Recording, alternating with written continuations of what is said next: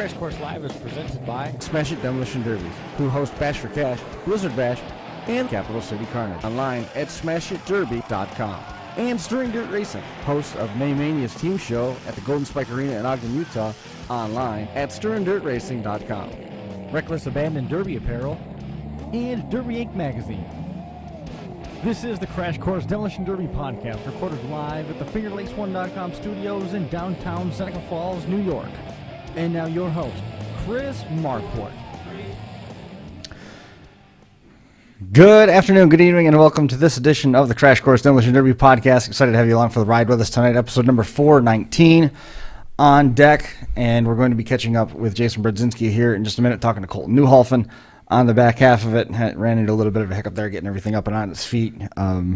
Facebook events want you to go live immediately, and there's no room for delay or error. And so got a little bit of a hiccup there, got it all straightened out. And as we were waiting for everything to get up and running in full swing, you're asking if the flights were uneventful coming back from Topeka.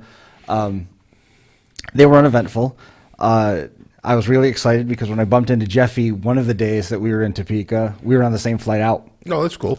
So Sunday morning we got up for, you got to register on Southwest. Mm-hmm. So I set the alarm, I did that, and then got up for the day just because I was ready to get going. Ready to go. And did the Derby.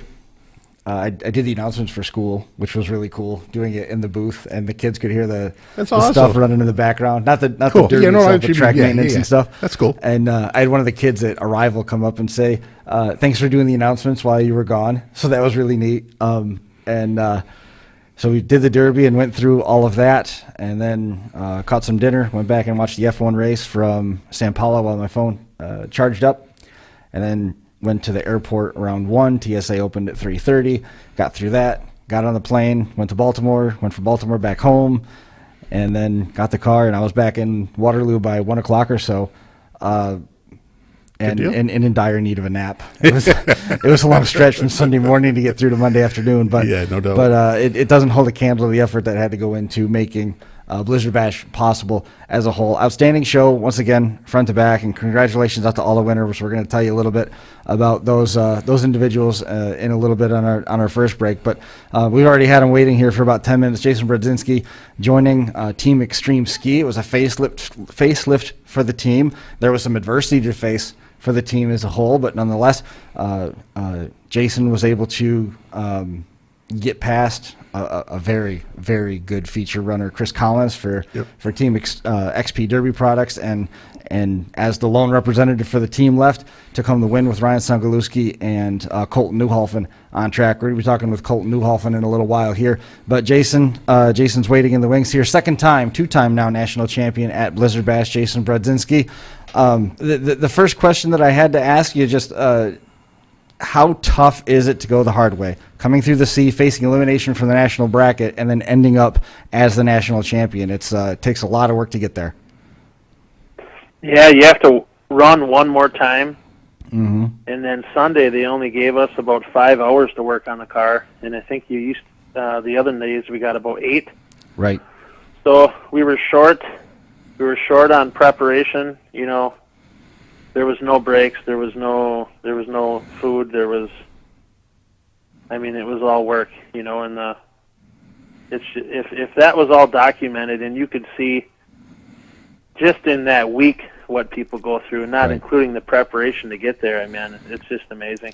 There's a lot of good storylines coming out of the pit area. The problem that you run into trying to document that and putting something together just to see where the storylines go is you know, on paper, the first thing you need to do is time and manpower.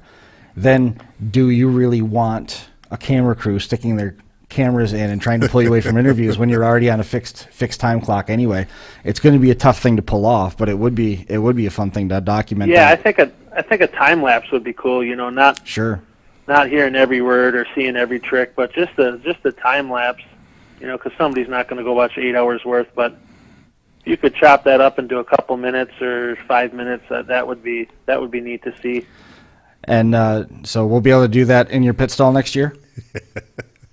Yeah, I don't care. All right, perfect. We might block it when something important happens, but I'll go stand in front of it. I make a good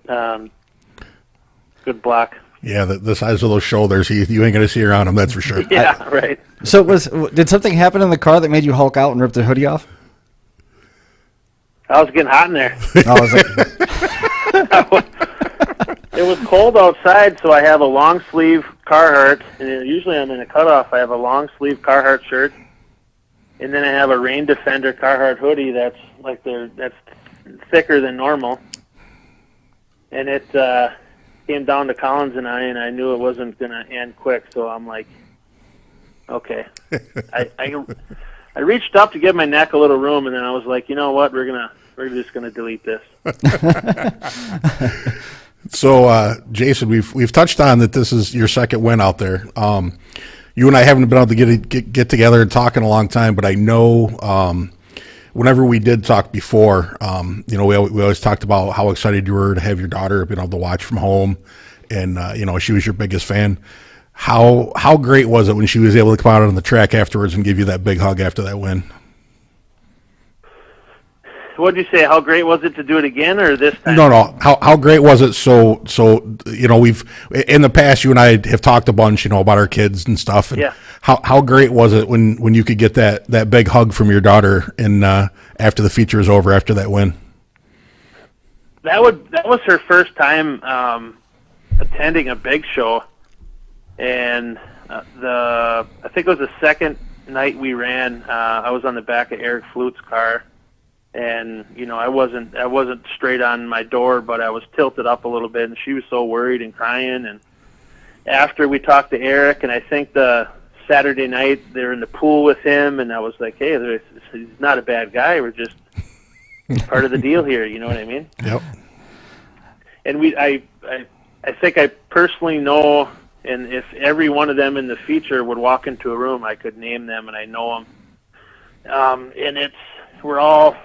Some are closer than others, but we're all there to do one thing. We're all there for a mission. And that's the thing. I mean, Chris and I have touched on it before. Pretty much everybody that was in that feature has been doing it for, a decade. Mm-hmm. I mean, if you really think about it, in one way or another, they've been battling. And I mean, a lot of guys battle different derbies throughout the year. Obviously Jason is in the parts business. So, I mean, and he's hands-on the parts business. So, obviously, drivers from all over, he obviously knows, but, and I think that adds to the competition. Cause I mean, the only person you want to beat more than an enemy is a friend, right? And, it's definitely hard, and we've talked about it, but it was, like you said, though, you get out there, and I mean, there was $50,000 on the table this year for that winning team. So that's a pretty damn good payoff. Yeah. We knew the competition was going to be high. And then when Rhett got loaded, we talked about just throwing the towel in. We knew we would come out more damaged in every heat, and Ryan and I, and I don't know if Colton was involved in it or not, but we just talked about, let's just not do this to ourselves, Mm-hmm. And just sort of go through that, go down a person, and then Ryan in the feature. I mean, him and I did real well, and I think especially Saturday night, but we did good. The compliments coming Friday night and Saturday night from people on how him and I connected on the track. It was heartwarming. It was good to see, good to hear. Then we sat down and had supper right after Saturday and got geared up for Sunday. And then he had some transmission problems, I believe, so he didn't get to hang in too long there in the feature. And as I was going, I just kept going, well, let's get us into fourth. And it was weird because there was like one person from one team won. There was, I think, 6 or 7 teams were hanging on there by a thread with one person, and a lot of steering issues. I broke an idler arm, so I could somewhat steer. Lost the power steering belt, so doing it all manually. It was tough. It was tough going. It was earned. You know what I mean? But at this point, you said it still hasn't completely sunk in that now you've won this thing twice. And that being said, has it? Does this one rank as the more prominent of the wins? Knowing that you've got a target on your back, knowing that you're going through the weekend, down a car. Knowing that you guys have a propensity to generate a lot of buzz on Facebook and try to have some fun with breaking the internet with the artistic builds and stuff like that. But now you're at a point where you're chasing the Dana 60 rear end with Colton trying to get out there, and you guys, it's the most stacked roster that we've seen on the national bracket, I think, to date. So, it gets to a point where everybody still wants to be there with the chance to win. Otherwise, you probably wouldn't be there. So is this the most stacked heat and the more meaningful of the two wins out there at this point? Oh, no doubt. I don't think that, I'm not saying I doubt anybody else's ability, but I don't think the way it happened, and, politics is a big part of it. Sure. I have no Johnsons, the old JWC, whatever, XP, whatever you want to call them. I've known them for years, so we were going to run with them. And we didn't really talk to Mike Schmidt's team, Bernstein's team, and the Not For Hire. We didn't talk to them, and sometimes that's okay not to go talk to everybody. I mean, we have to derby, Right. And this feature was a little more slower pace than in the past, and it's just kind of set in and let the fights happen. Tim has a job to do to put a show on for the fans, so he blows the horn and comes out and, he chirps in your ear and tries to kick everybody up a little bit because he doesn't want everybody booing. So just kind of played out and fights happen, and it was very strategic, and I just kind of bounced around. I was on one end, and the CPI, kind of poked around with them a little bit, and a lot of people were down something, tires, steering, and then I think a lot of transmissions went out, and that track was hard. I said in a Facebook post, the track was hard and the competition was harder, Definitely. Yeah. So in my head, I was like, okay, fourth, third, Kansas has 4 people left, and, even if they had one, we entered a dogfight with Chicken. Obviously, I worked with Collins to get him out, and, there was no hard feelings. It's just the way the cookie crumbled, Yep, Right. Definitely. And he didn't give up. He was hard to take out, and then I'm like, hey, okay, we're at least going to get third and then second. And then Collins and I were going nose to nose. I was not afraid of my front end. I knew he was clearing me, but I didn't think I had water left, so it wasn't like my motor was going to get a gulp of water. So I was okay with what was happening there. And I wanted more, and then I don't think he necessarily wanted it. He went back up. I was okay with backing up to the berm if I had to. Well, I think that was one of the things that probably was the most difficult to digest as it was playing out, because everybody knew that as the flags were being waved and telling Collins to back up, that if it was backing up under green, he's going to back up and you're going to stay where you're at, and your car's already going to be in drive. And the strategy of that wasn't going to equate well because his was already moving. I really expected the way that it to go when he put your car up on the berm behind, I think that's where Chad Markley ended up coming to rest, was up on the top of the track in front of one of the officials, that he was going to put a couple 2 or 3 hits on and then leverage his mobility. His car was more mobile than yours was late in the going. And then the couple nose-to-nose shots, and I think to a degree, mobility-wise, that he had inadvertently gave the thing away. But that's why you run it down to the feature. And then once you got position and were able to bully that car into the spot that it was in with his, I think he got to a point where the transmission of the cross member was starting to get on the ground too. The nose had shifted up pretty good at that point. Once you got him to that point, you had to be looking at this thing survey and saying, this is the longest 60 seconds, but this is the best 60 seconds of the weekend. Right. I had him down by the VIP seating, and I had him down there. Mm-hmm. Didn't have him stuck, but I had him there where he couldn't back up, and I thought, I personally am not going to end it like that. Right. So we're either going to break something, my motor, I didn't look yet. I don't know if it was down a couple plugs. It kind of, something happened, which probably helped me because I was burning my tires off and they were melting down. It was kind of weird how things happen for a reason, you know what I mean? Sure. Yeah, So I was like, I am not going to just park here and end it like this, because I know I would hear that for the rest of my life. So I would back up, and he kept capitalizing on me hitting reverse. He'd hit drive, and then I got closer to the other end. And I said, "Well, I'm not doing that again." Right. 1, 2, 3 times, and I'm not doing that again. Then Tim came out, and I don't know if he was. I couldn't see because my hood was starting to go up. So. I don't like Some it. people said he was faking. He didn't have reverse. I don't know if Tim put it in reverse. However it happened. I got calls saying Tim's dictating the Derby, and people are commenting on Facebook, and I just wanted to go nose to nose with them. You know what I mean? Yeah. But at that point, I mean, you already talked about the amount of work that was put in. You talked about that there was no breaks. You talked about there was no sleep. There was no food. It was all work. It was all business, front to back. And you went out there with intent to win, just like the other teams that were out there. So, in my mind, backing up to the berm after driving a strategic feature like that, and you're right, the pace was different than what it typically is for what you see at Blizzard Bash, but I don't feel that it was any less entertaining for what it was at Blizzard Bash. I think their build has become more refined, and we've got a situation where people are more aware of what they're doing on track. It's not just point and shoots anymore. There's a lot more strategy that goes into that. So to have the Derby come down to where back it up, we're just going to nose this thing out, it erases all of that work, because going nose to nose after a 45-minute, hour and 15-minute feature, it doesn't prove anything. It doesn't tell you who the better driver was. It doesn't tell you who the better power plant was. It tells you who was able to go from point A to B and hit a brick wall faster. That's what it does. And it's not going to. It doesn't prove that you're a national champion at that point. It just proves that you were able to have a.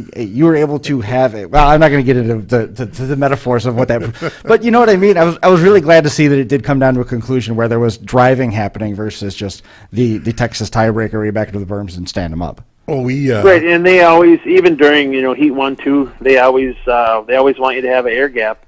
Whether it's 2 inches, 6.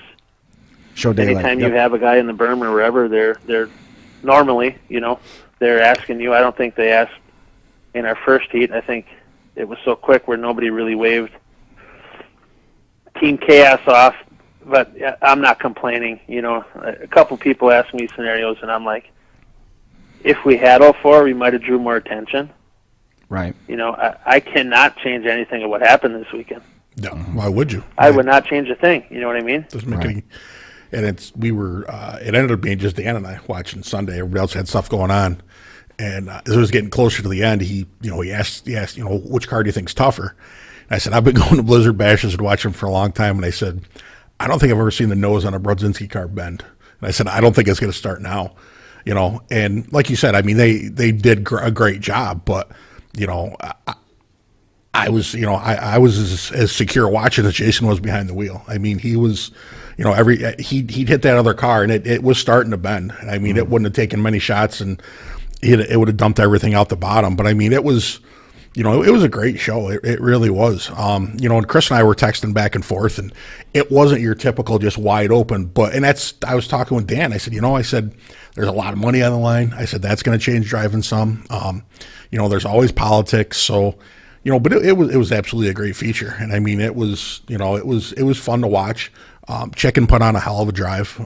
It was reminiscent of his run to Capital City Carnage. Yeah, he, Chad. I remember when you made the call when Chad Markley got the steering knocked out of his car. Earlier, I'd said, Team Kansas is going to be hard to beat because Chad had made it 20 minutes, half an hour into that feature, and nobody had been after him. Right. And you can't do that to Chad Markley. He's just too good. And then he lost the steering and drove for another 40 minutes. I don't even know what ended up taking him out, but, it's just that level. He got up on the other side of the berm in front of where some of the officials were on the top, and same. I think it was, if I remember right, it was the same situation up there at the top of the track that ended up taking out Rob Ewer. Okay. Same situation. Okay, and it just, I mean, at that level, there's the talent is just so amazing, and it's just so much fun to watch. And CPI is usually wide open, and they came out, and they came out at a slower pace, and it was going to be won by a driver. It wasn't going to be the hardest hitter. Oh, yeah, definitely. And what I liked, CPI, Mike Schmidt, that group, Nathan Gill, David Earl, they all stayed together. They were not a 4. They had their bottom corner, and that's where they stayed. Yep. And Team Kansas, Team Kansas, I liked what they did in terms of their strategy, whether they wanted to or not. When I talked to Chad after the fact, they made a line, and they kept shortening the track. So if you get somebody sideways, there's not as much room because there's dead cars, and there's not, you don't have enough space to get the car turned around necessarily, especially that late in the going. So they kept shortening the track, and it worked. And anybody that went on the other side of that line, they didn't come back. Yeah. They were done. Yep. And Not For Hire got on the wrong side of that a couple times. And again, there's so many teams that we talked about through the weekend that just need a break, and the good luck's going to fall their way. Not For Hire's one's knocking on the door right now. Same thing with Johnson XP rather. Yeah. They're right there again. Yeah. I mean, they've been in the top 3 the last several years. So by shortening up the track and using that strategy, what I saw different though was with Team ExtremeSki, they went their way. Yep. They went their way. If they needed help, they hung out the window and waved, or they solved their problem on their own, or just waited for stuff to knock around, and they went their way. And we've seen a couple different teams now do that. Minnesota Madness in the compact feature did the same thing. They drove a feature with 4 independent drivers that had the same colors on their car and just looked out for one another. And that strategy is becoming more and more effective. Yeah. We saw the weave and the isolation and the limited weld feature, team feature with Caddy Nation. And they had the hammer that nobody touched. Yeah. Mason Larson, the path to win was going to be through that car. Oh, yeah. And nobody did anything about it until it was too late. And then look who left with the checks. Yeah, no doubt. And that strategy does work. And when you're down a man, it's one less body that you have to keep an eye on. So if you're out there with confidence in your car, preparation there, one less person to keep your eye on to have to look out for, and you're running your own race, I mean, your focus can get so much more dialed in. And, a couple of years ago, I don't know if that strategy would have been as effective. Yeah. No, but now it's very viable. Yeah, it's definitely evolved, and it's definitely become a definitely more this year, like you said, it's the most driving oriented feature we've seen out there. And it was great to see. I enjoyed it all, and some guys tried some different stuff with some cars, and some were higher than they were on their way to monster trucks, and some had some guys. Loved it. Some guys had some stuff lower, and Jason, I was just wondering, what had you done different to the back of your wagon you had to fix before the heat? Because that didn't look like a typical Jason Brodzinski build when you came out. Well, this was somewhat based off that car I was trying to run, or we didn't run there in 2019. It's the one you took to Florida, right? That was so that was pretty much a twin to the one Ryan ran. I believe last year he ran with Calisota, so that my 2019 wagon was a twin. That car Ryan ran was Gage's 2019 wagon. So they changed rules after they seen that. They said no more welded bumper to the frame, and no more bumper bracket. So, this would have been the same build. Bumper would have been on the frame, and I believe it's 14 inches of bumper plate, so it would have been a lot more, So we just were gonna let the frame rails hang out, and I think that second time we came out, there was sheet metal and that cross brace on the back frame rail, but that bent in, kind of tweaked the rail. So we did a little fixing, and the majority of my plates, there's rumors going around that I didn't use any plates, but we threw more so in the back. There was 3/4 of them were in the back. Yeah, I don't know if you've had a chance to look at your car yet, but I was commenting watching with my buddy there Sunday. You were surgical with the rails on that. Like the back of your rails, it's shine metal. It's like you went out there with a sanding disc and shined it off. I mean, you did a great job taking out front tires with those rails. I mean, that's, I feel like that was a huge benefit for you. You were, luck, talent, I don't know what it was, man, but you were taking out steering and tires like it was your job. And I didn't necessarily know, I haven't watched it yet. I want to watch it and see, but all the comments and people saying were like they were deadly, and things go. Usually the next year you're going to see more of it. Maybe people will do it, but I think 2018, the year we won, I had a wagon, and that was bending in the back, and then we came up with a new game plan of going with a little harder build in the back. So you live and learn, and and then Ryan ran that, and you just monitor it and take notes and progress. If you miss a year out there and you miss keeping an eye on what people are doing and how it plays out, you're behind. definitely. You know what I mean? It's ever changing, and we might look at this and do something totally different. Sure. Who builds your motors? I know you mentioned you had some broken spark plugs, but man, I thought it sounded and ran great for that whole feature. It was more towards the end. That was a Collier motor. Okay. You told me it was a stock 350 that came with the car. yeah, right. That was I don't know if it was like a 406 cubic inch, but 2019 we were heading there, changed the oil on my juice motor, and there was a little metallic-y. And Jeff was selling cradles for me, and we were talking about building something comparable to that motor I ran for years that was built by Juice.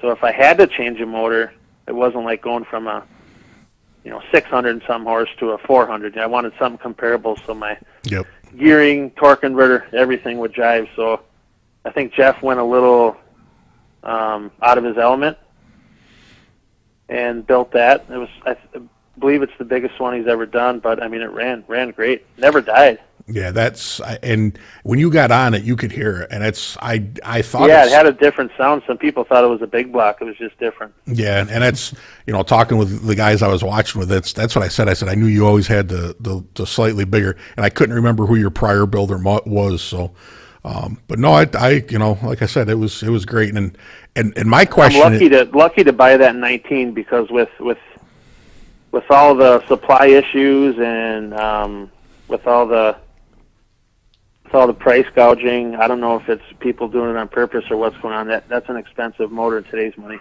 Oh goodness, yes. Yeah, I couldn't imagine. I'm sure it's expensive in then money. Well, today, I mean, you can't get motor parts. You know what I mean? It's crazy. So, yeah, it's definitely a good thing you were able to get that when you did. Right.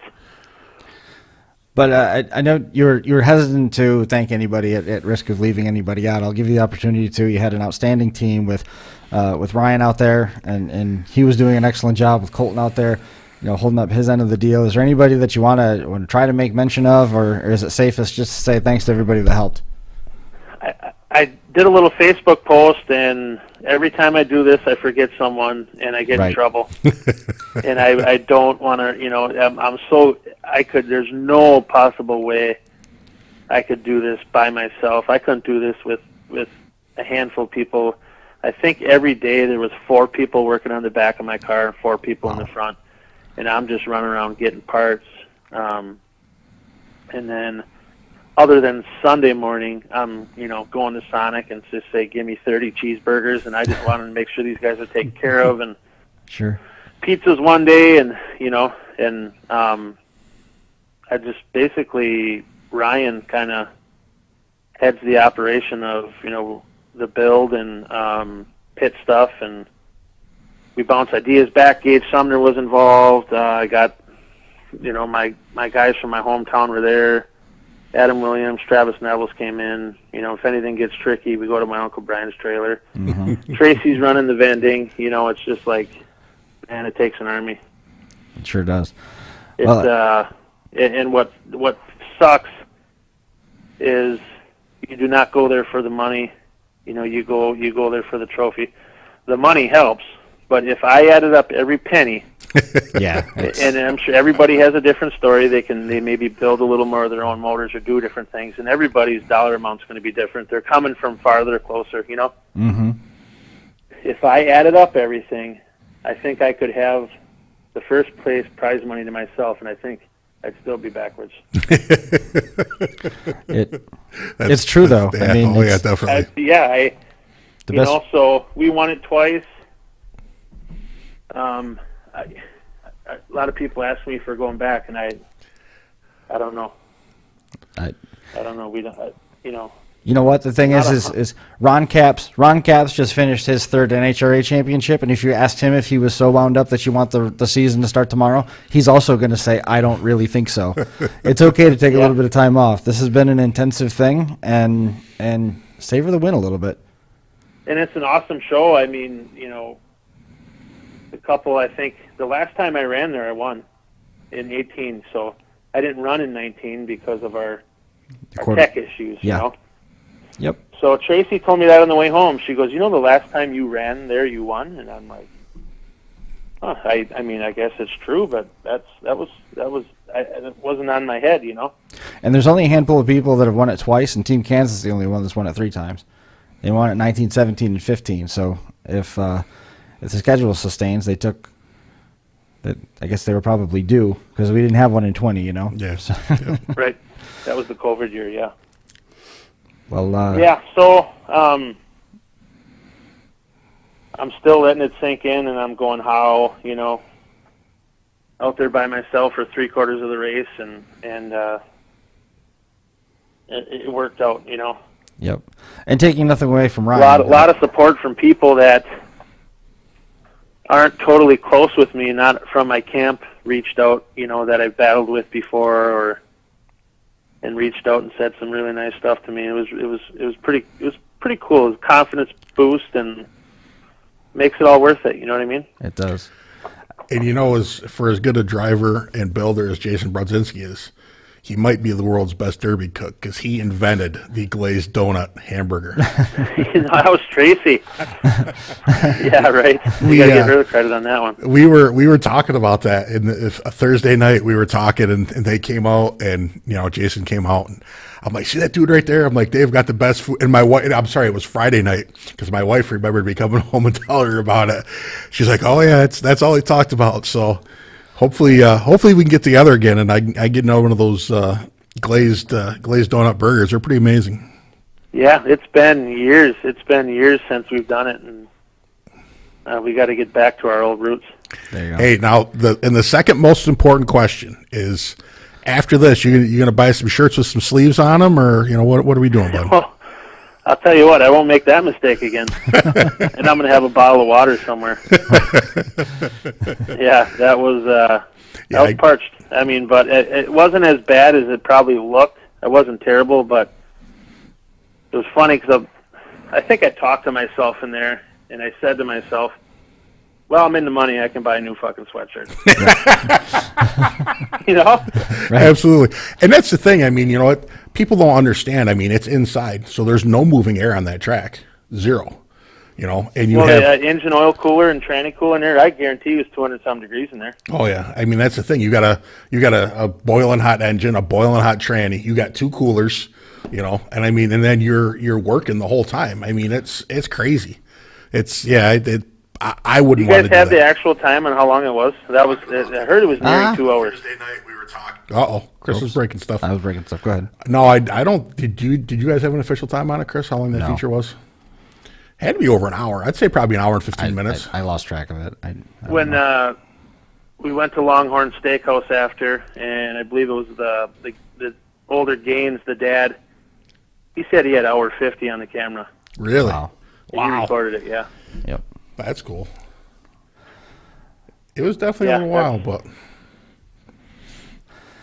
Well, man, I appreciate you making some time for us. I know we were a little bit late getting to you. We're going to catch up with Colton, and again, taking nothing away from Ryan. It's two very different stories for you and for Ryan. You come away with a win overall in that great battle with Chris Collins, and a little different situation for Colton Neuhalfen. We're going to catch up with Colton here in just a minute. We do have to take a quick break.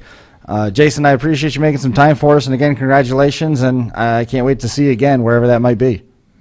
All right, man. Appreciate you. Of course. We'll catch up with you soon. See you. See you. Bye. All right. We're going to give you a breakdown on some of the results from Blizzard Bash and some of the other stuff that was happening over the course of the weekend. We'll do that break. We'll come back. We'll catch up with a couple of the details that we wanted to talk about and touch on here. I didn't even realize that Sean Porth was down there. I missed him, and he felt like I was ignoring him, I guess. I don't know. Let's go to the break. We'll come back, and we'll break a few of the details down, and then we'll get Colton Neuhalfen on the phone. We are running late for him, so we'll be right back. And $50,000 going home with Team ExtremeSki for winning Blizzard Bash. Ryan Songalewski, Colton Neuhalfen, Jason Brodzinski on track. Jason Brodzinski taking the overall win. Rhett Gleue part of the team as well, getting past a very game Chris Collins for Team XP Derby Products in second place.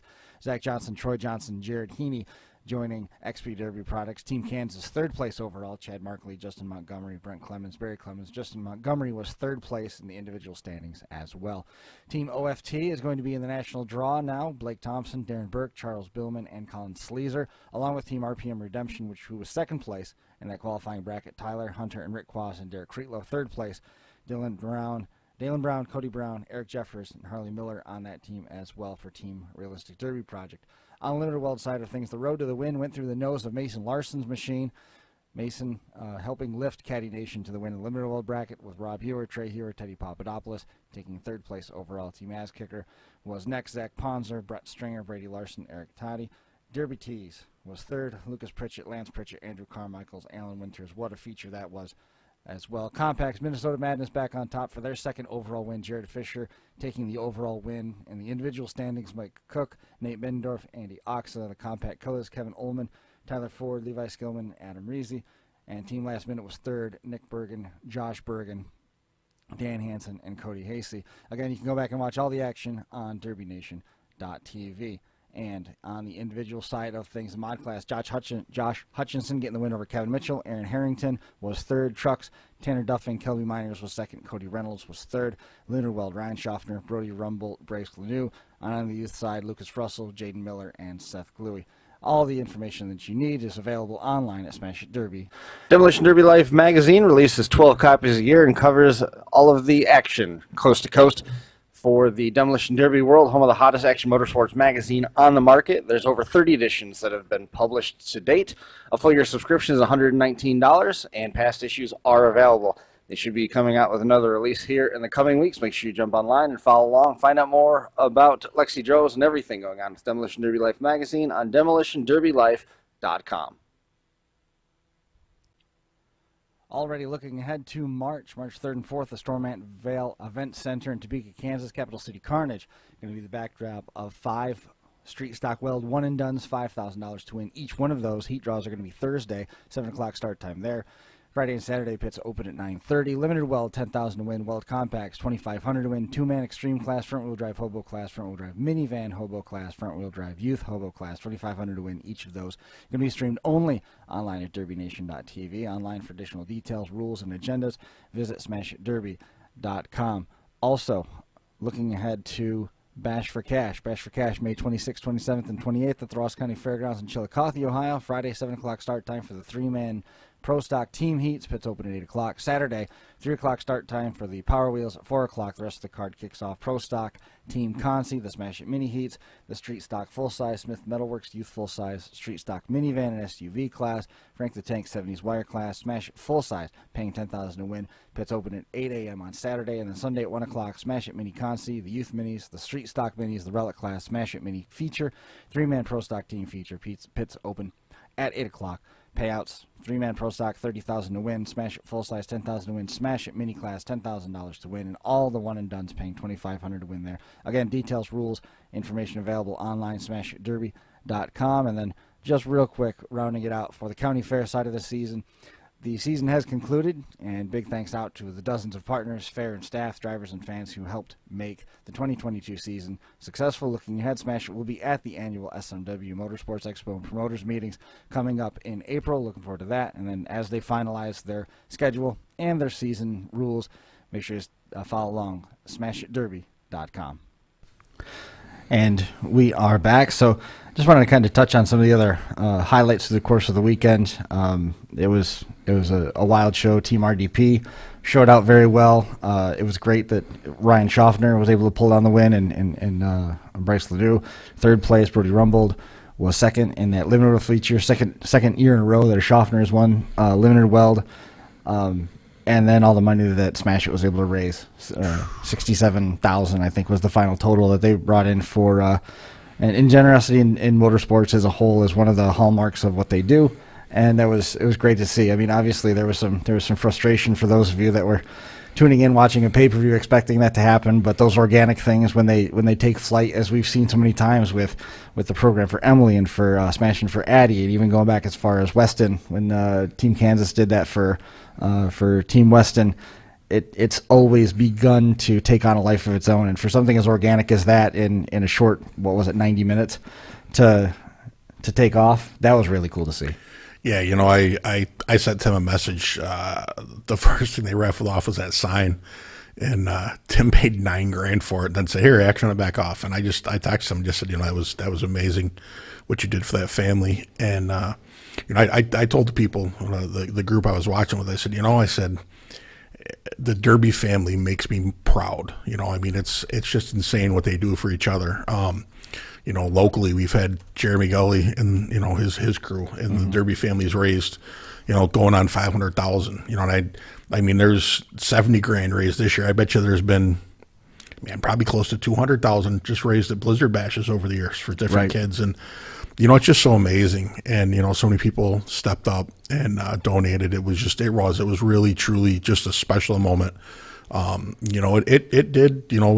backed up the Derby a little bit, but it was a Saturday night, so hopefully everybody was able to stay up and watch, and but it was just great to see as a fan. And as much love as there was for everybody close to and involved with Blizzard Bash on Saturday, it's a what have you done for me lately type sport, and everything turned on Sunday. It's impossible to turn a blind eye to what happened to all that stuff. I don't want to get in the mud with it.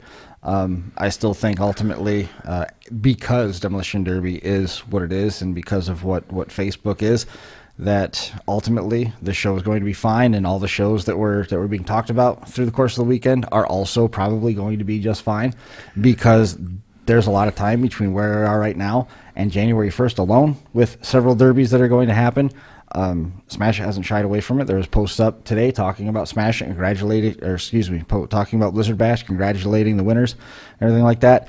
That narrative is going to change so many times between now and the first of the year, let alone now and next November, that I really think that a lot of those concerns and those discussions and all of that stuff that's been brought up is just going to go by the wayside, and it'll find a new hot buzz button for a little while, and we'll move on to a new topic. But that's just me. I told Chris beforehand, and I told him if he needs to, he can shut my mic off or hit me with a chair. All weekend I really bit my tongue, and I didn't respond. But I told Chris, I just wanted to touch on a couple things. The worst problem with Demolition Derby is my dad is stronger than your dad persona has, because everybody can't like all facets of Demolition Derby. Mm-hmm. For whatever reason, vast number of people feel like if I like promoter A, I can't like promoter B. And if I like live stream A, I can't like promoter live stream B. Mm-hmm. In the end, everybody's goal should be to grow Demolition Derby, mm-hmm. because it's going to help everybody. It's going to help from the promoters to the drivers to the fans to everybody. Promoters included should be trying to grow the sport too, because absolutely. If you are living for today, no one will have it tomorrow. Absolutely. And that's the thing is, in order for promoters to help drivers, the promoters have to be successful, because one, it's a business. They have to, they have to be successful in business, or it's going to go under. But in order to pay back more drivers, they have to be successful to do that as well. Mm-hmm. When with people saying, I hope this guy fails and I hope that guy fails, and this is the part where Chris might get gray hair. I've worked for Sam Williams and I've worked for Tim Clark. Both of them have done things I have not agreed with. Both of them have done some great things, in my humble opinion. But hoping for one or the other to fail, it's not going to help Demolition Derby. Mm. And it's not. Like I said, I know them both. I've had pretty good talks with both of them. We are blessed in this sport to have people like Sam, like Tori Schutte, when he had Metal Mayhem, yep. When the Cokes, that they're willing to do, yep. the Ciopas and the Clarks and dozens of other promoters that I'm just spitballing off the top. We are very fortunate that we have people, Hardcore is another, Gleue, the whole crew. And my point is on the top level scales. Mm-hmm. We are very fortunate in the sport that we are in, that we have people that have the resources to be able to take the gambles with the purses and take the gambles on the facilities and take the gambles that they take, so that we can go do what we do, to go where we go, and for the drivers to be able to come close to scratching the surface. Nobody is making a fortune in Demolition Derby. No. Nobody is ever going to make back what they've invested in Demolition Derby. If you figure out a way to do it, then at some point you lied about how much you spent. Because absolutely. I know I'm never going to make back what I spent on Demolition Derby, and I don't even own a Derby car. Yeah, definitely. So I just want that to kind of be one of the final thoughts that you kind of think about. ironically, one of the topics that I was talking about at school was that Sunday was World Kindness Day, which was really kind of a juxtaposition with what Facebook was telling me. But that's just where I'm at. We are never going to agree in some of the conversations that are happening. It stings more because it's closer to home this time. Mm-hmm. But at the same time, we are very fortunate to be in a sport where Sam Williams can do what he does and put together the program that they've got, that Dustin Woods was able to put together the program that they've got, to and just on down the line, and smash it, and smash it's included. I don't think anybody goes out there with the intention of screwing anybody. And that's the thing. I mean, when Sam decided that he needed to step away, I mean, what if Tim Clark and Russ at the time didn't step up? Then what? Then what would have happened? Because I mean, Tim, because I'm me and I ask just anything on my mind, I asked him what it costs before he pays out $1 of payouts for prize money to put on Blizzard Bash, and he told me, and I threw up a little. I did. Actually, yeah, it's astounding. Mm-hmm. And to take that kind of a gamble, you know what I mean? That's insane. Mm-hmm. And no, I will never tell you anybody if they call me or text me or any of that garbage. But it is absolutely crazy. And like Chris said, I mean, it's great that people can do this on this level. And, we respect, the people that, Tori Schutte was probably, he took over Metal Mayhem with Derby Icons, and, he was kind of the forerunner. And I mean, if we want to go all the way back, we'll go to Todd Dubé with Dent. I mean, there's guys that have, but if you take away anything from anything I've said, somehow the Derby world has to be more accepting. Like, we can all come together to help a little boy or a little girl, which is amazing. But imagine if we all came together and worked for the betterment of the sport. Imagine what we could do then. Mm-hmm. Like, that would be amazing. But unfortunately, we're not there. Right. So, Chris, on to the next topic. So we're going to go ahead and hit that second break that we were talking about, tried to make up some time. I'm going to get Colton on the phone. We're going to talk about him, and like I said, two very different paths to the same goal where these roads overlap. So we're going to roll that break. I'm going to get Colton, and we will be right back.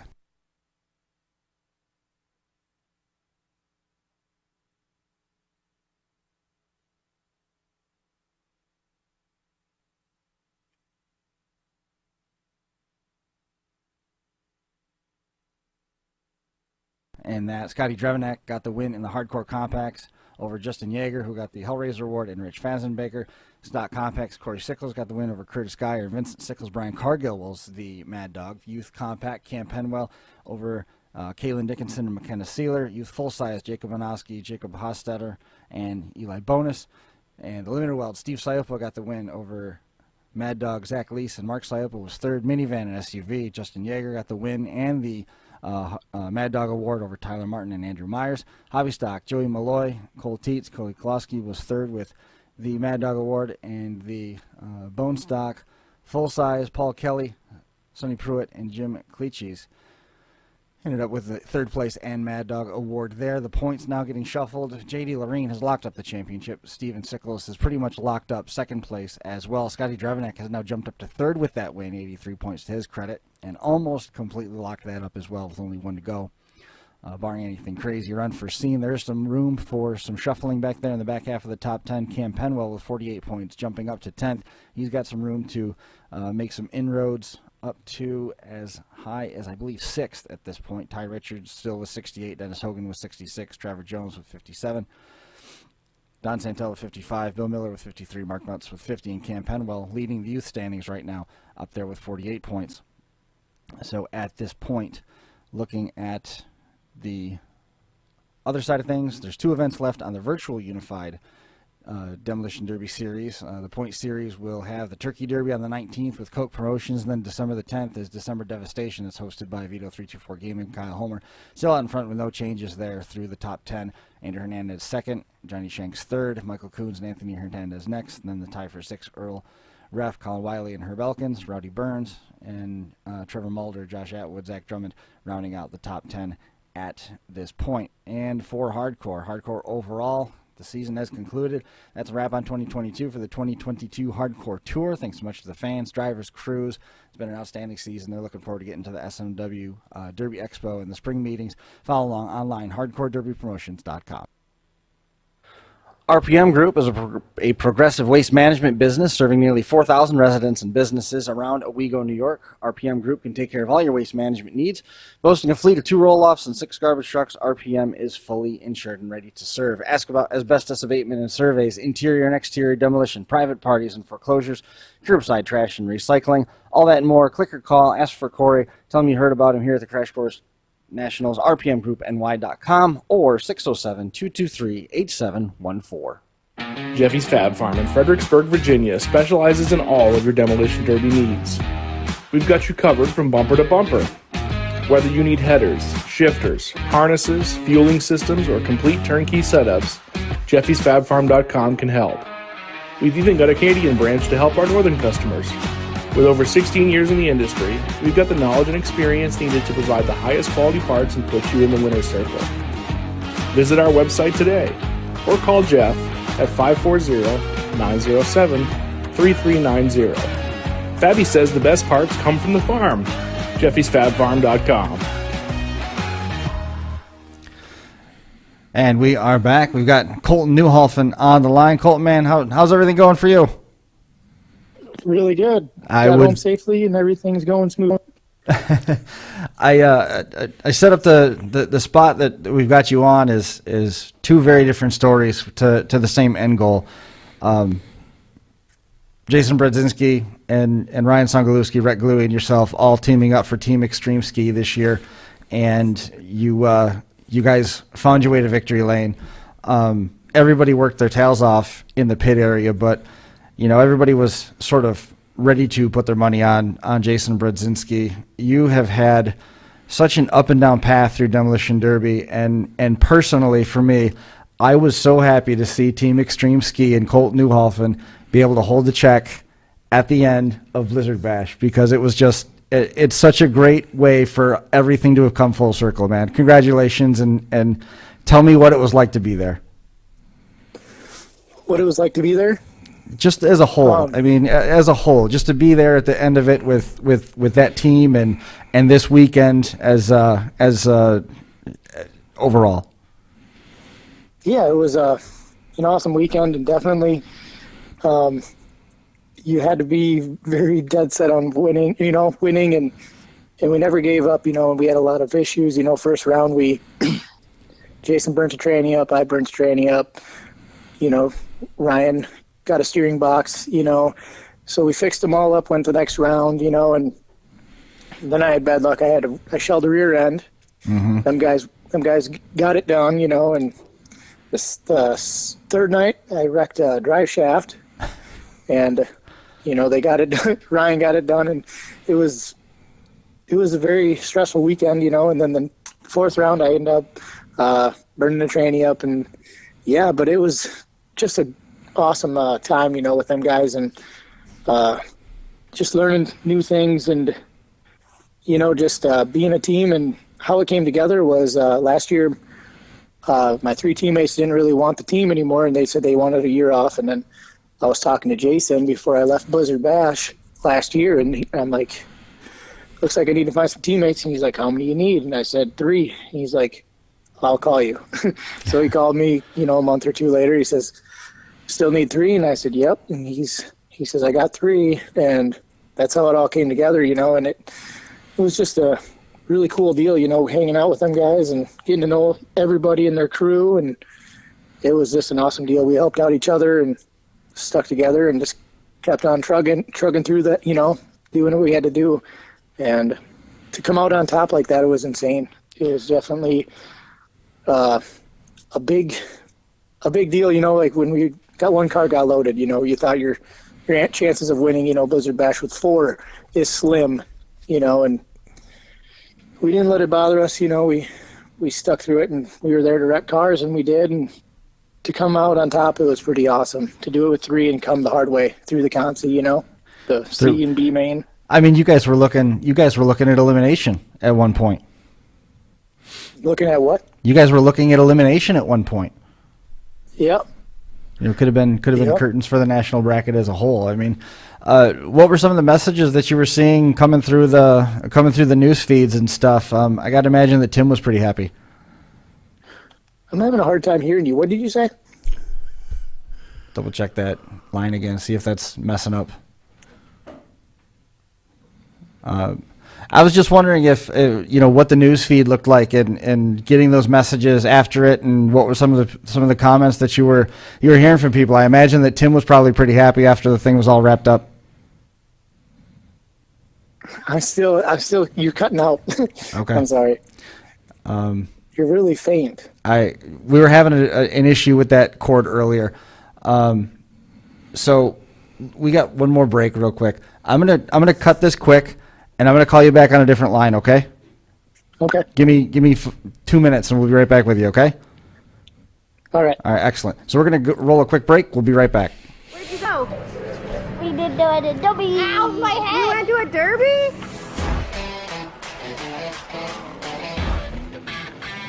Hey, Derby World. This is All For Him Racing Videos, where Derby never ends. We have people come up and ask, what is All For Him Racing Videos? And the answer is a YouTube channel dedicated to growing the sport of demolition derby in a positive and fun way. Our passion is to show the next generation the sport and capture the memories for generations to come.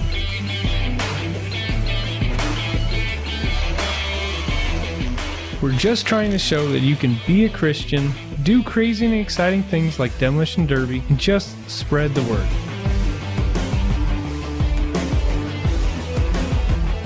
We have traveled all over the country filming events, all while meeting many great people, hearing amazing stories, seeing the passion for this sport, and falling in love with the derby community.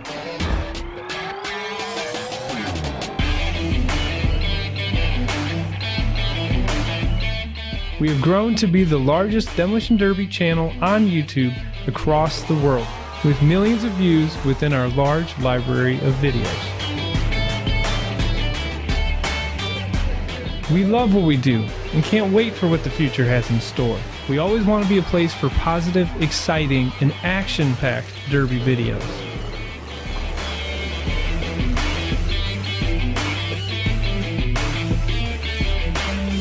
Thank you, Derby World, and enjoy the videos. All right, and we are back. Hopefully Colton can hear us now. Colton, have you got us? I got you. I can hear you loud and clear now. All right, perfect. We got everything all straightened out there. Excellent. So before the cable decided that we weren't going to be able to talk to one another anymore, I just wondered what the news feed was like. Some of the messages. I mean, there a couple times where we had some conversations with you. In the days where you're running the table in the stock class at Winter Slam. We know that Tim was always a huge supporter of everything that you were doing.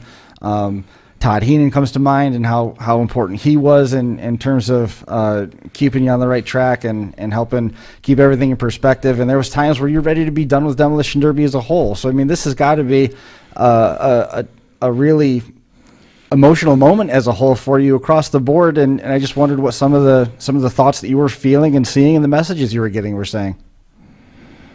Yeah, it was awesome. Like tons of support and in the pits and everybody at home. People reached out to me, like throughout the weekend, like, how's it going down there? I'm like, well, we got a car loaded. And they're like, oh no, you still can do it. You got 3 of the top notch drivers. If anybody can do it, you guys can. And, it was definitely, you lose a lot of faith, because like I said, Blizzard Bash is no joke. There's not a single team out there that's not good. You know what I mean? There's no slouches there. And it's just like, you look at the board, you can hope you get a good draw, but I mean, at the end of the day, they're all very good teams, and yeah, it was insane. It was hard to keep a good mindset, like going in there, but we did, and just kept at it. And it was, like I said, coming down, I had tough luck early, but I got to watch the feature and just like,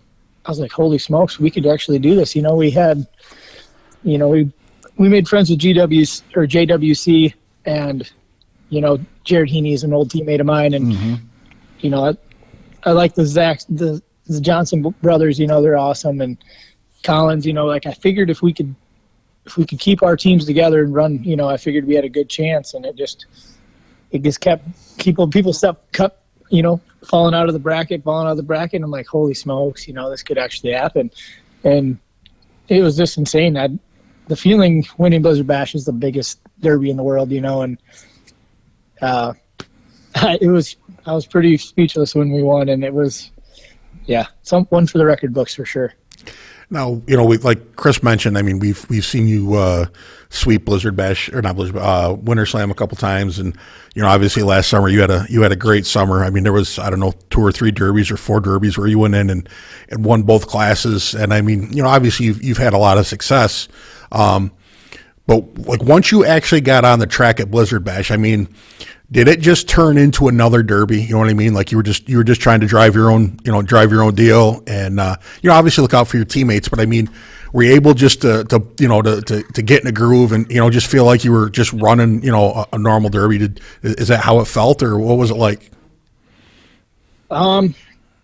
It's different than most derbies. It's the team. You look at it as a team perspective, and going out there, I couldn't just run my own derby, like I would around home, where it's a lot on your shoulders thinking about it. You just can't go out there and make wild hits and whatever, and right. Go out, because like at home you can make stupid hits and whatever, and if you rip a wheel off, it's fine or whatever. But you got 3 other guys that want you to do good, and you got to think about that, and that's what was in my head, But when it starts out, a couple of them started out pretty slow, where you're just like, do I make that hit? And you think about it too long, and you're like, okay, I'll just go back forward and I'll shoot again.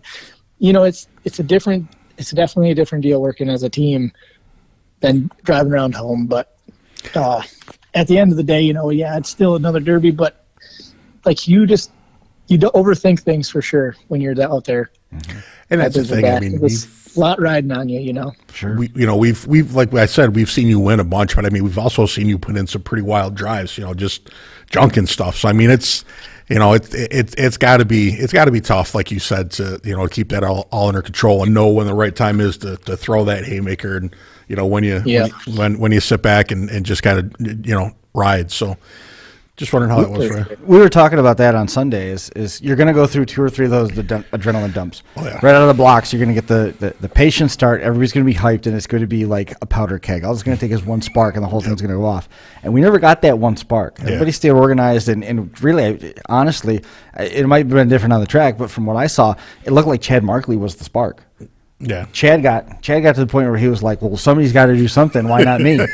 and he's the one that sort of got things mixed up. And we had 2 or 3 red flags, and then you get that adrenaline dump. And the biggest thing it seems to me that comes up in conversations over and over again with Blizzard Bash is, 1, patience. You have to be able to control your emotions. But the other thing is you have to be able to control your pace, not your speed, not any of that, but your pace, because you're going to be up and down. You got to make sure that you've got that there and you can sustain that and find that rhythm, because the rhythm, I mean, it almost sounds like we're talking about the Rite Aid 200 at this point, because it is. You need to have that rhythm and that flow, and Colton kind of hit on it a little bit, and I'm hoping that you can kind of dive into a little bit about that pace idea in the feature, because you do have to be ready to manage those energy dumps and those spikes and decide, maybe I don't want to take that hit yet. Did you, talking about pulling forward and letting things go their course, I got to believe that you had to keep that pace in mind, Colton. Oh yeah, for sure. And then, I had tough luck all week. There's no doubt about that. It was just things I don't break around home. Obviously I break trannies, but I've never broke a drive shaft, and I've never broke a rear end.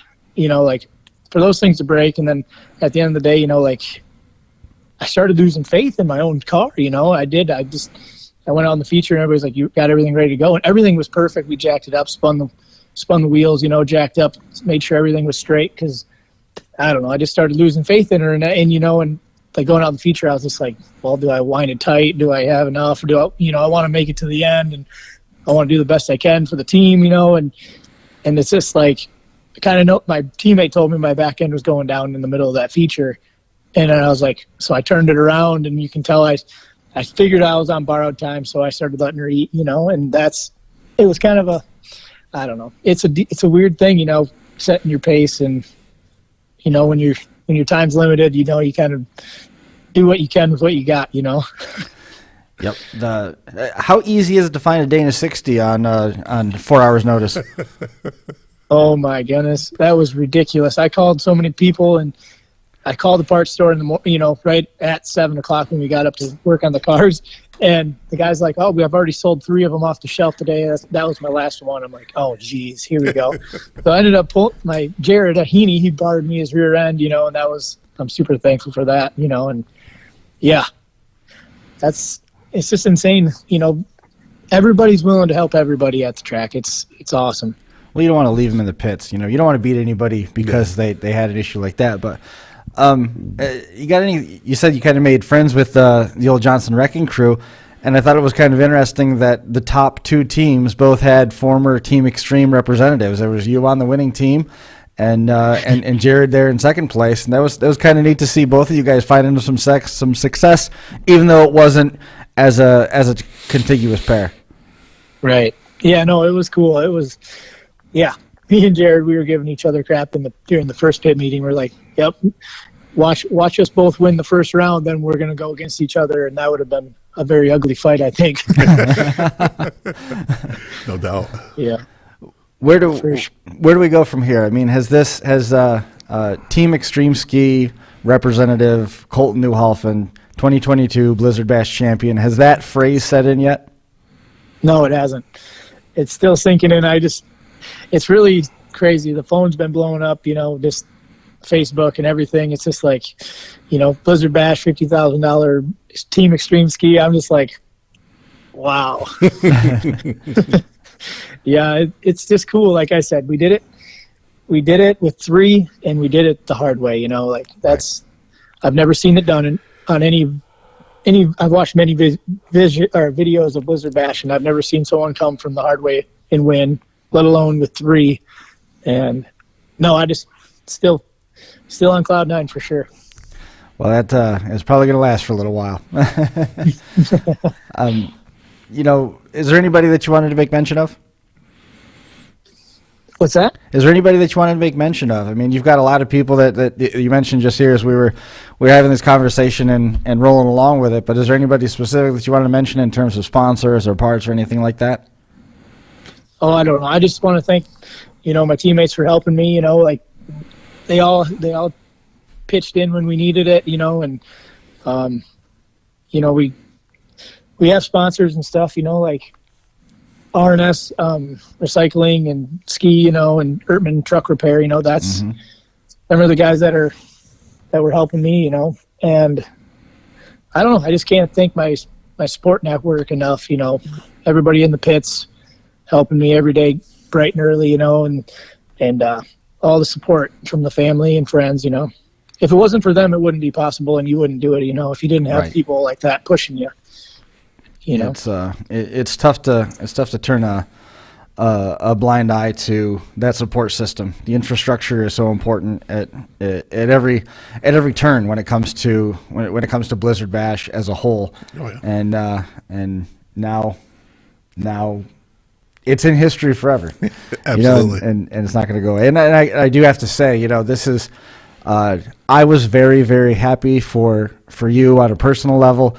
As a Giddy fan, as someone who's come to know you as a person in Demolition Derby, and to know a little bit just on the inside of the path that you've had to go through to get to this point, the amount of adversity that you've seen at home, for you to get to this point, in contrast to what Jason's done in Demolition Derby with Ski Inc. and everything like that. Your path has been different, and your path has been your own. And at the same time, you're still a Blizzard Bash champion. It's just really, really good to see this chapter, including this type of finish for Colton Neuhalfen. Yeah, it's insane. Like you were saying, all the stuff that goes into Blizzard Bash. Like building the car. It was 5 of my buddies putting in some late hours every night.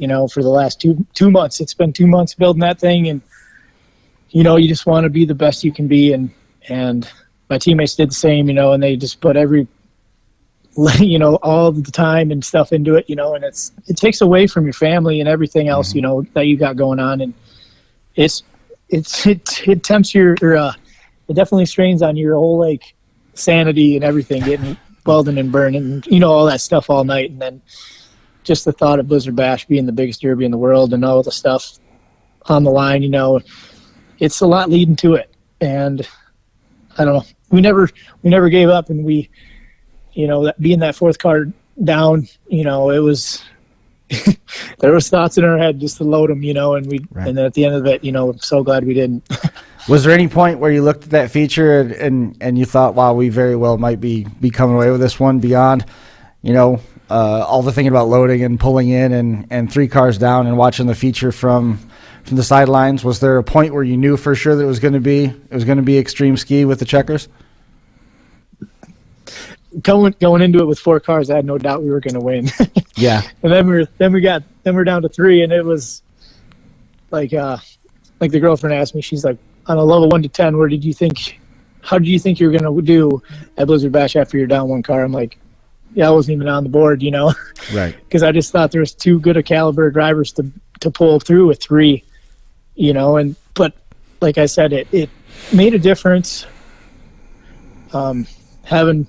Knowing people, definitely, like being that the C main there was 4 teams in there or whatever, and then the feature, I knew if we could get in the groove with the Johnson Wrecking Crew, I thought we had a good chance. I really did.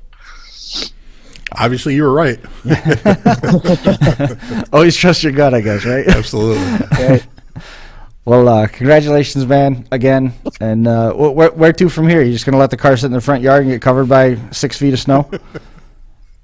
The car's still loaded. I don't think I'm going to unload it for at least a month and a half, at least. Nice. Like I said, I had the worst luck ever, down there, and I just anything that could break it did, and I don't know. Everybody's like super proud of you for not giving up, after the tranny and the rear end, all the pressure you put on those things to get them in there and to stay straight. Right. It wasn't a fun deal.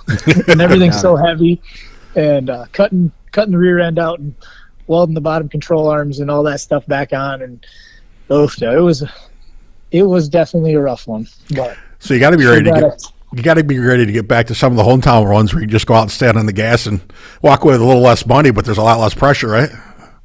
Yeah.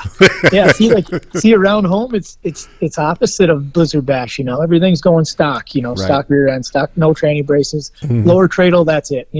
And yeah, it's just I got a really nice car. I don't know what I'm going to do with it. Yeah, for sure. Gotcha. Well, I appreciate you making some time for us and hanging out for a little while. Again, congratulations on it. It's a great way to end the year. Yeah, it's definitely any derby driver's dream to win Blizzard Bash, and I just, like I said, it hasn't really sunk in all the way yet. For Well, sure. give it a little bit of time, and maybe it'll sink in for sure. Thank you. Perfect. It was nice talking to you guys. Yeah, congratulations, man. Always good to catch up, man. We'll talk to you soon. I'll see you. Bye-bye. There it goes. Colton Neuhalfen. The Pumpkin Smash was this weekend. Doug Crawford it was a couple weekends ago. That was the I Am Demolition.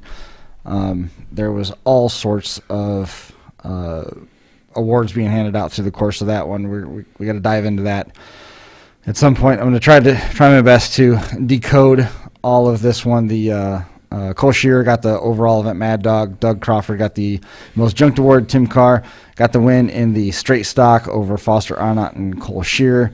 Cole Jamieson won the pro stocks over Cody Adcock, and Cage Montour won the mini stock. Dale Savory got second place. Stock truck was Bill Dober. Cameron Spinks was second place in the trucks. The junk run was A.J. Hunter over Tim Norman. Pro trucks, Phil Ross. Dale Walker was the stock mini winner. Second place was R.J. Phillip. And Rick Arnott was third. Matt Deck had the best-looking car, Handshake 47, Pro Truck. No name on it. If it was Mr. 47, I thought there was a chance it was Reg Bruno. And then the $100 Handshake Award, the other one went to Bryce Spielman. So there's a recap on some of the results there. And also, this is the first of 2 episodes, at least, that we're going to This is the first of a couple episodes that we're going to be dedicating some of the results at Blizzard Bash. It usually takes us a couple weeks to weed through. There's a lot there. Everything. There's a lot to get through. So I don't want the compact guys to feel like we're slighting them and only dedicating. We've got an hour and a half now, and Nate keeps looking at me like I didn't get dinner yet. And so he's and we got compacts. We've got. I don't know if you saw the youth winner. I did not. I missed that. Okay, so the youth winner got out of the car and they said, "Who do you want to thank?" I want to thank all my sponsors and the hot moms that drove me to do this. Which was the best quote of the weekend, easily. Because the kid's like 10 years old. That's amazing. And we did it without missing a beat. We've got the limited world side of things with Rob Hewer and the Larsons and Caddy Nation. We've got the qualifying side. RPM Redemption is back in the big dance, which we talked about on the drop.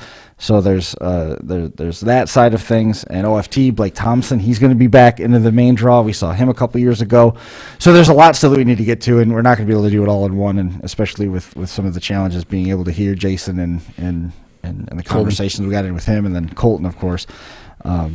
I wanted to make sure that before we got too deep into the deep waters, that we at least had a chance to touch base with Colton, because it was just awesome to see him Absolutely. there. And Jason Dials, he drove a two-door GM, which was I don't know how he accidentally did that, but that was cool. There's tons to unpack, and of course you can go back and watch it. It's available on demand on DerbyNation.tv. We got the results that we'll run that ad a couple times here over the next couple weeks. Next week we've got a bunch of guests coming in studio. And so I don't know if we're going to do a whole lot of phone interviews, but I imagine it's going to be an intense one. I'm confident next next Monday, and then we'll keep pressing on with some of this other stuff. And I don't know if you caught it during the drop for Unified Points Hardcore. Big win for Scotty Drevenick Jr. Big win, and that just about ices him into third place overall. Cam Penwell moved up into 10th, so he's leading the youth point side of things. Nice. And whether they need to or not, I believe the Drevenacks are going to be going to Turkey Derby, the last event of the year. So they're going to go try it. I don't know if they can catch. I don't know if they can catch second. End of the year, that's like a week and a half away. And then we're going to have a derby to anyway. But they're going to be going over to the Turkey Derby on the 26th. So they'll be out there for that, and I don't think they can catch second place, but they can at least defend third. And that's awesome. It's been a great year. And it's unfortunate that it's already November, because that means that the season's got to start again. Yeah.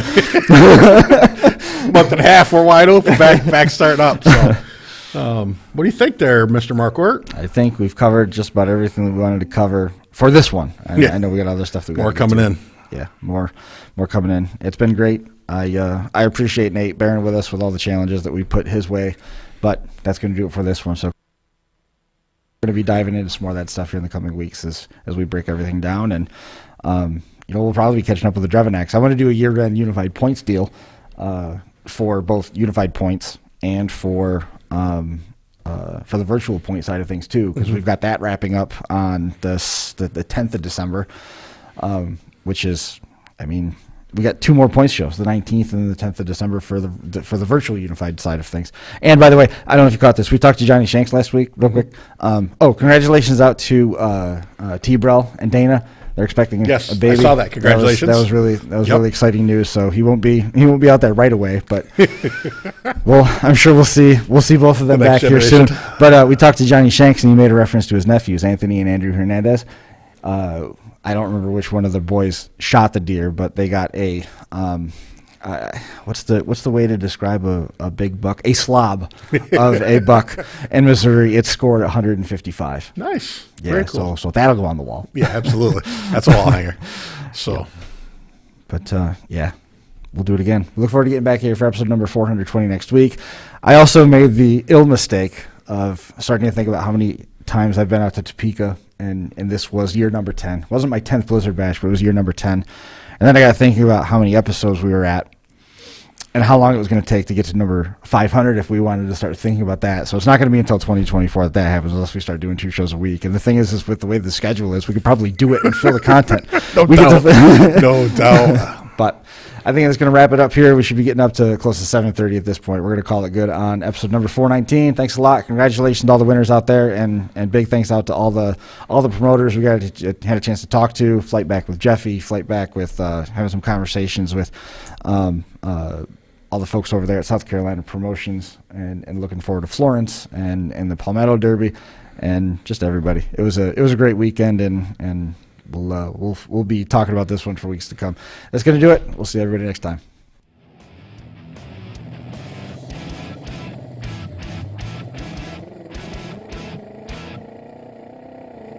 The Crash Course Live is presented by Smash It Demolition Derby, who host Bash for Cash, Blizzard Bash, and Capital City Carnage. Online at smashitderby.com.